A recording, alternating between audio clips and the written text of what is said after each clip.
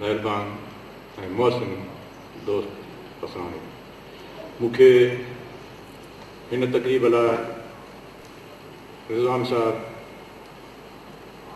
चयो त तव्हां कुझु लिखी खणी जो किताब मुतलिक़, इन करे मां चंद वर्क चंद पेज लिखी खणी आहियां जेके सामिन जे लाइ ॾाढो आहिनि।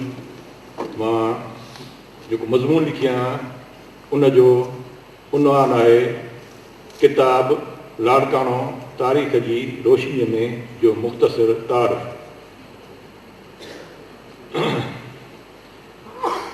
को वक़्तु अहिड़ो बि हुयो जो तहज़ीब जो सिज लाड़काणे जे मथां तारनाक हुयो। मूं हुनजो दड़ो उन तहज़ीब जो मर्कज़ हुयो। दूर खां बि दूर मिस्र, बाबल, नैनवा, सुमर ऐं यूनान जे क्रेट वारे इलाइक़े ताईं उन तहज़ीब जी हाक हुई। मूं हुनजो दड़ो उन्हनि सभिनी तहज़ीबुनि जो सरवान हुयो। इंसान खे कपिड़ो हणणु ऐं ज़रूरु साज़ी मूं हुनजे दड़ी सेखारी। अमरीकी लेखका आइन मोरा पंहिंजी किताब डांसिंग शैडोज़ में पूरो हिकु बाब सिंधू तहज़ीब ते लिखियो आहे, जंहिंमें हुन ॿुधायो आहे त क्रेट ऐं सुमेर मूण जे दड़े जूं वापारी कॉलोनियूं हुयूं, पर मूण जे दड़े जो उन्हनि सां शफ़ीक़ किरदारु हो। अॼु उन मूण जे दड़े जा खंडर पंहिंजे अज़ीम बाजीअ जा अखियुनि ॾिठा शाहिद आहिनि। मूण जे दड़े जी शानदार तहज़ीब खे खंडरनि जे सूरत में ॾिसी चवणो पवे थो त न तड़ते तमाची, न गंदरीअ गुज़ारा, न आसारा आसारा किंजर जा किनारा। न तड़ते तमाची, न गंदरीअ गुज़ारा, आसारा आसारा किंजर जा किनारा। अॼु जंहिं किताब जी मुहूर्ती तकरीब रखियलु आहे उहो किताब मूण जे दड़े जे माले हुकू वारे इलाइक़े यानी लाड़काणे जी तारीख़ ते मुश्तमिल आहे। लाड़काणो जेको साहसिबाणो आहे, लाड़काणो जंहिंजे सैर करण लाइ नाणो खपे, लाड़काणो जेको दरावड़नि जो देश रहियो आहे, लाड़काणे ज़िले जी तारीख़ लाड़काणे जे पुराणनि बाग़नि, शहरनि, नहरनि, वाहड़नि, किरदारनि, फ़नकारनि, तहरीकनि, जॻहुनि, बाग़नि वग़ैरह जे माज़ी ऐं हाल जी दास्तान रक़म करण जी हिकु मुनफ़रिद कोशिशि आहे। शहर हुजनि, अख़बारियूं, किरदार हुजनि या बाग़ मकान, उन्हनि जी पंहिंजी तारीख़ हूंदी आहे। उहो ॼाणणु ज़रूरी आहे त उन्हनि जा बानी केरु आहे, उन्हनि जे उरूज ऐं ज़वान जी कथा ऐं कैफ़ियत कहिड़ी आहे। उन्हनि फिटल आसारनि जूं हिन वक़्तु वैरान घिटियूं, टुटल दीवारियूं, उजाड़ खंडर, उबाणका अङण उन जे अज़ीम मादीअ जा तर्जुमान हूंदा। जंहिं क़ौम वटि पंहिंजे मादीअ जी तारीख़ न हूंदी आहे उन क़ौम जी दुनिया जे मार्केट में का बि क़दुरु क़ीमत न हूंदी आहे। उहे क़ौमूं ज़िंदह रहंदियूं आहिनि जेके पंहिंजे तारीख़ खे ज़िंदह रखंदियूं आहिनि। हीअ किताब लाड़काणो तारीख़ जी रोशनीअ में लाड़काणे जी तारीख़ खे ज़िंदह रखण जी हिकु वक़्ताइती कोशिशि आहे। तारीख़ हिकु अहिड़ो अमल आहे जेको हिकु मसलसल वॉकरे वांगुरु आहे। उन वॉकरे जी हलर जी जॻह ॿी लहर वलारे थी। अहिड़ी रीति लाड़काणे जी तारीख़ बि हिकु मसलसल अमल आहे। उनखे वक़्ताइतो रखणु ज़रूरी आहे। लाड़काणे जूं खोड़ सारियूं शयूं अञा तवजो तलब आहिनि, जहिड़ो लाड़काणे मां फातरनि जो गुज़र, लाड़काणे में कुधर्म जे स्टोपान जा आसार वग़ैरह। लाड़काणे खां चंद किलोमीटरनि जे फ़ासिले ते टूस चौसूर ॻोठ आहे जिते स्टोपा नमूने हिकु ठुल्ह मौजूदु आहे। लॻे थो त टूफ जो लफ़्ज़ स्टोपा जो बग़ैर उचार थी सघे थो। इहो ठुल्ह डठल ठुल्ह थी सघे थो स्टोपा ई हुजे, पर काफ़ी ॻाल्हियूं तवजो तलब आहिनि। उन लाइ सान्यावंद हज़रात खे पंहिंजे कलम ऐं सोच खे अलर्ट रखणो पवंदो। किताब लाड़काणो तारीख़ जी रोशनीअ में जी शुरूआत मुरतिब पारां लिखियल उनवान लाड़काणो अज़मतुनि जो गवारो सां थिए थी, जंहिंमें रिज़वान गुल इहा ॻाल्हि वाज़े करण जी कोशिशि कई आहे त लाड़काणे जी तारीख़ मुरतब करणु छो ज़रूरी आहे। उन जी लिखत में किताब में मौजूदु मवाद जो हल्को फुल्को तारीफ़ पिणु ॾिनल आहे। किताब में पहिरियों मज़मून H.T. लैम्ब्रिक जो आहे, जंहिंजो घणो घणो मवाद लैम्ब्रिक जे अंग्रेज़ी में लिखियल किताब सिंध मुस्लमाननि जे फतह खां अॻु तां वरितल आहे। उन किताब जो सिंधीअ में तर्जुमो सुमरे कयो आहे ऐं मोहम्मद इब्राहिम जो उन जी तस्वीर कई आहे। इन मज़मून जो उनवान आहे मून जे दड़े जी तहज़ीब ऐं सकाफ़त, सिंधू तहज़ीब जो उरूज ऐं ज़वाल। H.T. लैम्ब्रिक अंग्रेज़ दौर में सिंध जो कमिश्नर रहियो आहे। अंग्रेज़ अमलदारनि हिते पंहिंजे मुक़ररी दौरान काफ़ी ख़ूबियूं ऐं ख़राबियूं पहुचाए छॾियूं आहिनि। लैम्ब्रिक सिंध जे तारीख़ ते कुझु किताब लिखिया आहिनि, जहिड़ो सिंध हिकु आम जाइज़ो, सिंध मुस्लमाननि जी फतह खां अॻु ऐं द टेररिस्ट जेको हुर हलचल ते आहे वग़ैरह। लैम्ब्रिक जे दौर में ई सूर्य बादशाह जे फांसी वारो उधो कमु बि थियो। किताब लाड़काणो तारीख़ जी रोशनी में ॾिनल मज़मून में लैम्ब्रिक ॿुधाए थो त सिंधू तहज़ीब खे ॿियनि खां नुमाया कंदड़ ऐं जुदा कंदड़ इंतिहाई लाजवाब ऐं ख़ूबसूरत तहज़ीब तौरु तस्लीम कयो वियो आहे। लैम्ब्रिक ॿुधाए थो त सिंधू लोकनि जो लोथल ते कब्ज़ो 3 सदियुनि ताईं रहियो, जंहिंखां पोइ उहो कब्ज़ो घणो थींदो वियो ऐं सिंधू लोकनि जी जाइ उतां जी असरोकनि लोकनि वरिती। सिंधू लोकनि जे हुकुमरानी वारे दौर खां पोइ हितां ज़मीनी तहन मां लॻल शयुनि जी रेडियो कार्बान चकास मां उनजो अरसो ऐं साल मालूम थिए थो। हीउ अरसो इराक जे उर शहर जे तबाही वारे अरसे जे वेझो आहे। यादि रहे त उर इराक जो उहो शहर आहे जिते हज़रत इब्राहिम अलैहिस्सलाम विराइश पज़ीर रहियो। हज़रत इब्राहिम जी ज़िंदगीअ में उर शहर में मुन जे दड़े जूं वापारी कोठियूं हुयूं ऐं मुन जे दड़े जे वापारियुनि जूं उर में राइश जॻहियूं हुयूं। मुमकिनात मुन जे दड़े जे सिंधी वापारियुनि जूं हज़रत इब्राहिम सां मुलाक़ातूं थियूं हुजनि। लैम्ब्रिक ॿुधाए थो त राजस्थान जे कालीबंगन आसारनि मां लदल शयुनि मां पतो पवे थो त उन इलाइक़े में मुन जे दड़े जे सिंधू लोकनि पंहिंजा आसार छॾिया आहिनि। लैम्ब्रिक वधीक ॿुधाए थो त मुन जो दड़ो जॾहिं किन सबबनि जे करे कमज़ोर थियो त उन कमज़ोरी जो फ़ाइदो वठंदे उलंदे वारनि वशी क़ौमुनि उन ते हला कई ऐं मुन जे दड़े वारनि खे क़तलु कयो ऐं शहर खे उजाड़ियो। मुन जे दड़े जी खोटाई दौरान जेकी तरारियूं ऐं कुआरियूं मिलियूं आहिनि से उन्हनि वशी हमलावरनि जूं ई थी सघनि थियूं, छो त सिंधू देश में हथियार अणल पिया।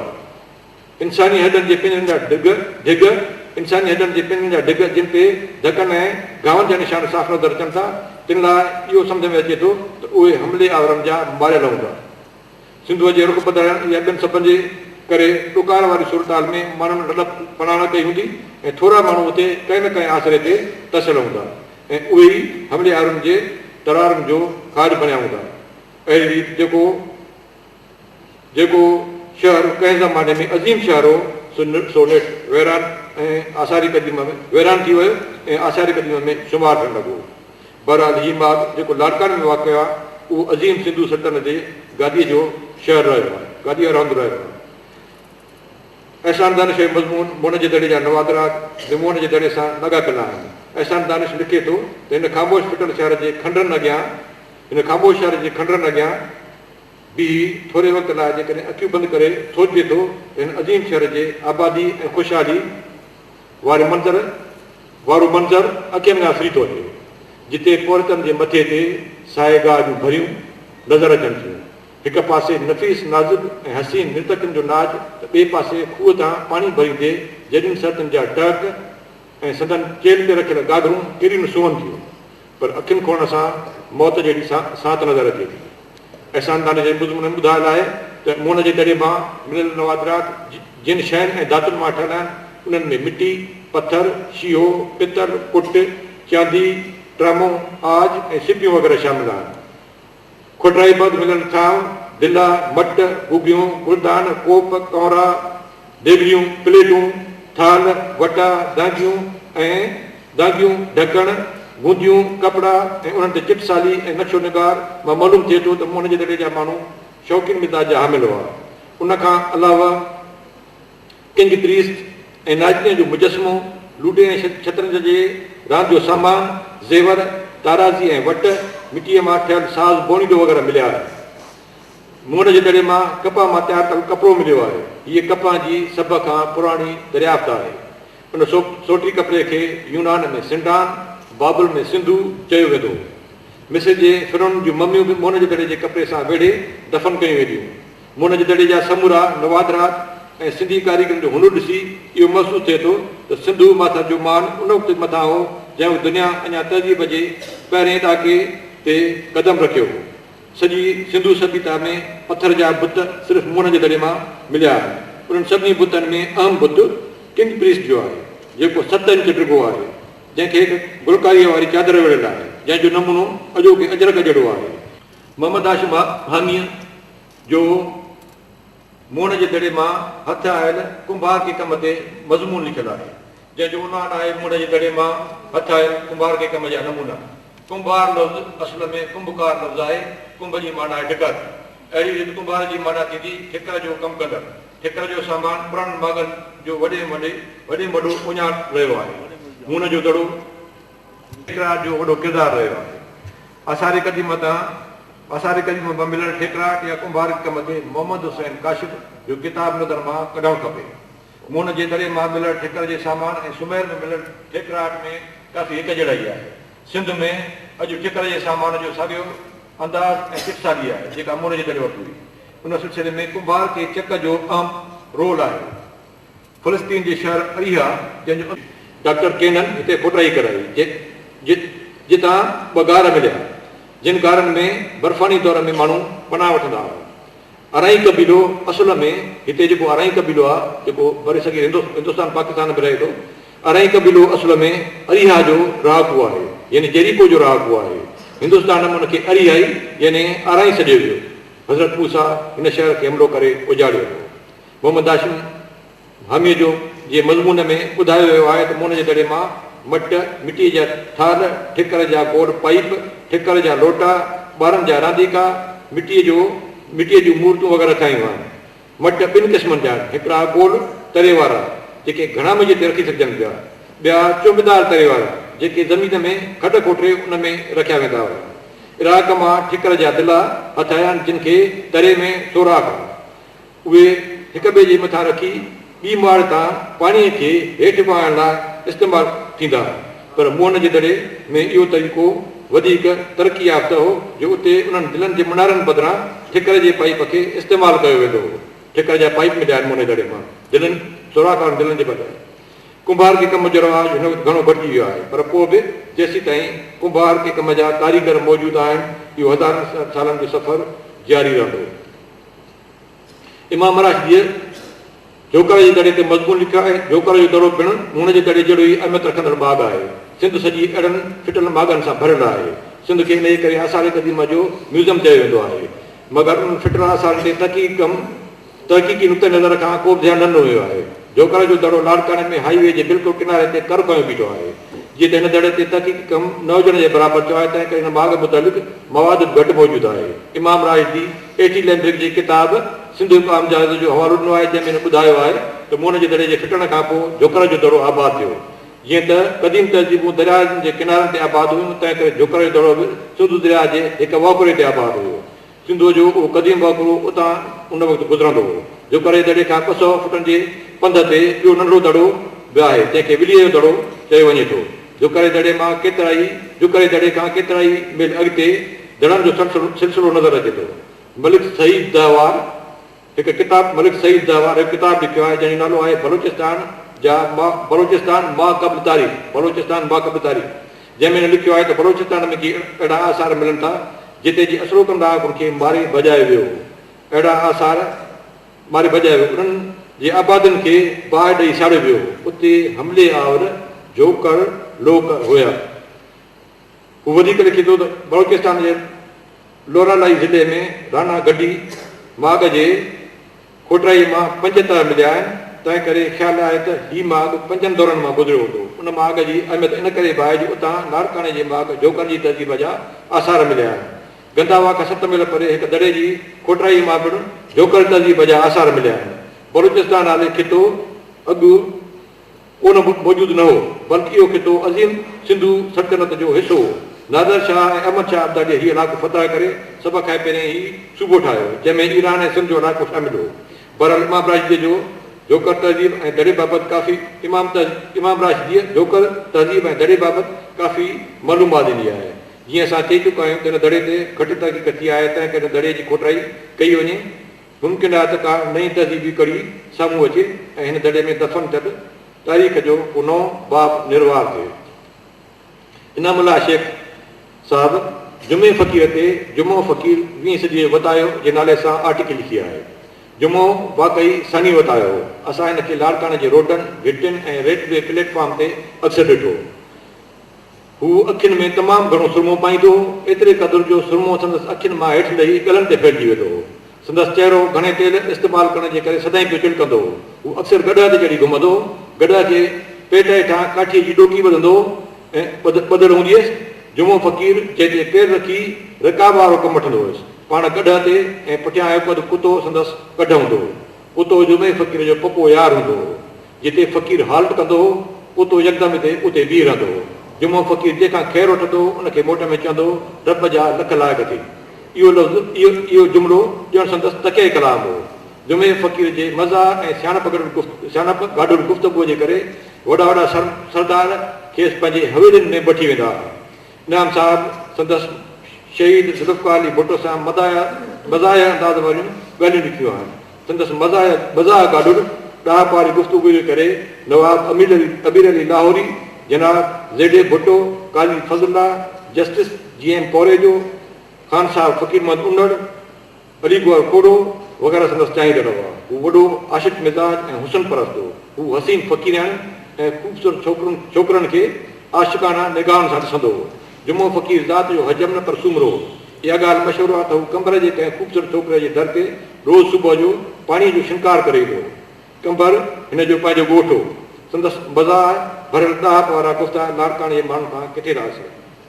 किताब लाड़काणो तारीख़ जी रोशनीअ में गुलाम हुसैन कटपर यानी मोजो नौदरे ते लिखियलु मज़मून बि शामिल आहे। मोजो ॼमण जो हंधु लाड़काणे जे कचे वारे इलाइक़े में दोदिसन ॾींहं खां कुझु फ़ासिले ते दरिया बादशाह जे कप ते कोठ करमानी कनासरा में थियो, जेको दरिया जे पाईंदड़ जे नज़र थी वियो। असांजा वेझा माइट नौदरे में रहंदा हुआ। 60-70 साल अॻु उते हिकु चवणी मशहूरु हुई, ख़ालिद मां ख़ाली आकिल मां निरा अच नौदरे त रिज़्क़ ॾे अला। इहा चवणी पुराणे वक़्त खां नौदरे में शुक्र साईं खे ज़ाहिर करे थी। शायदि इहो ई सबबु हो जो असां ऐं असांजा मिट माइट हिते लॾी अची वेठा। नौदरो हिन वक़्तु मुंहिंजो वतन ऐं लाड़काणे जो बाग़ अदन आहे। नौदरो अज़ीम सिंधु दरिया जंहिंखे आर्यन ऋग्वेद में समुंदर करे लिखियो आहे, उनजे साॼे कप ते वाक़ियो आहे। शहर जे उत्तर वारी सरहद राइस केनाल वारी कंदी आहे त ॾखिण में वरी दादू केनाल हद अथसि। मियां शालमंद वारो गाढ़ वाह बि शहर सां लॻे ॾखिण में फिटल हालत में आहे, जेको हिन वक़्तु ज़रई ज़मीन में तब्दील थी वियो आहे। नौदरो दादू केनाल ऐं राइस केनाल जे विच में ईअं आहे ॼण सिंधु नदी पंहिंजूं ॿाहूं घेरे खेसि भाकुर में जॾो बीठी हुजे। नौदरो कलोड़नि ऐं अबड़नि जे कश्मकश जो अंबाज़ गा रहियो आहे। हिते हिकु जंगी क़ब्रिस्तान आहे जिते जंगी शहीदनि जूं क़बरूं आहिनि। मुमकिन आहे त इहो क़ब्रिस्तान कलोड़नि ऐं अबड़नि जे वेड़ जो नतीजो हुजे। हिते अबड़ा कबीले जूं मुख़्तलिफ़ शाख़ूं वॾे तइदाद में मौजूदु आहिनि। कलोड़नि पीरनि जूं मज़ारूं बि आहिनि, जिन मां मियां जानमोहन कलोड़ो घणो मशहूरु आहे। पीर जीवण जो तारीख़ी मुक़ाम कंधारी सड़क नौदरे जे भरिसां ई आहे। नौदरे जो माली रूकू इंतिहाई ख़ूबसूरत आहे। लाड़काणे में ॿियो को बि अहिड़ो शहर नज़र नथो अचे। तव्हां जंहिं बि रस्ते खां नौदरे ईंदा त तव्हांखे ज़ैतूननि, अंबनि, खजूरनि जा बाग़ ऐं झूमंदड़ खेत नज़र ईंदा। नौदरो ॼण बाग़ अदन लॻंदो। नौदरो तक़रीबन 250 साल पुराणो आहे। कैप्टन ईस्टविक सड़क ज़रिए सफ़र कंदे पंहिंजे तर्जुमान लुत्फ़ुल्लाह सां गॾु नौदरे में बि तसियो। हू नौदरे जे बाग़नि ऐं सस्ताइप खां ॾाढो मुतासिर थियो। अहिड़ो इज़हार लुत्फ़ुल्लाह पंहिंजे यादगिरियुनि वारे किताब में कयो आहे। बैन अवी सियासी सतह ते मंटा माईंदड़ भुट्टो ख़ानदान जो अबाणो गर्भ नैदरे में आहे। रसूबश खान भुट्टो, खान बहादुर अमन खान भुट्टो, जनाब ज़ुल्फ़िकार अली भुट्टो, मोहतरमा बेनज़ीर भुट्टो जो घर पिणु नौदरे में आहे। मोहतरमा बेनज़ीर नाहिद ख़ान सां घर जे छत ते चढ़ी राति जे वक़्तु नौदरे जो नज़ारो कंदे नाहिद ख़ान खे चयो त सतारनि जे हेठां मुंहिंजो ॻोठु कहिड़ो न ख़ूबसूरत थो लॻे। हितां जूं मशहूरु इल्मी शख़्सियतूं पीर अली मोहम्मद शाह राजदी, हुसामुद्दीन शाह राजदी, मशहूरु शाइर नक़ाद ज़ुल्फ़िकार शाह राजदी, मैडम माताब चना जेका हाणे मैडम माताब अकबर राजदी आहे, बे नौदरे जे पाक मिटी ऐं पौतर पाणी जी पैदावार आहे। शाइरी जे शोबे में मरहूम सालिम कटपर, मरहूम मोहम्मद हाजर मखमूर कटपर, मरहूम करीम बख़्श घायल ऐं मरहूम ख़ुदा बख़्श वैरागी नौदरे जे अदबी अदावत जा बुनियादी पथर हुआ। नई टीह में मरहूम मंठार सोलंगी, मंज़ूर मंगी, अयाज़ जानी, उबैद कटपर, लियाकत अबरू, मुजीब कंदिर भलो शाइर आहिनि।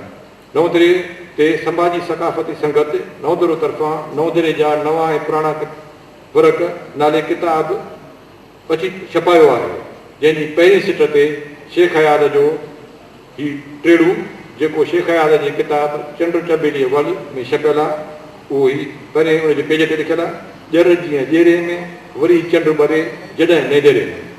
ऐं किताब जे ॿिए सुफ़े ते मुंहिंजो शहर लाइ जेको हीअं आहे पाण्यारी जी चेड़ ते गागर जे सूंहें नवंदो ईअं सिंधू जे कप ते। Thank U.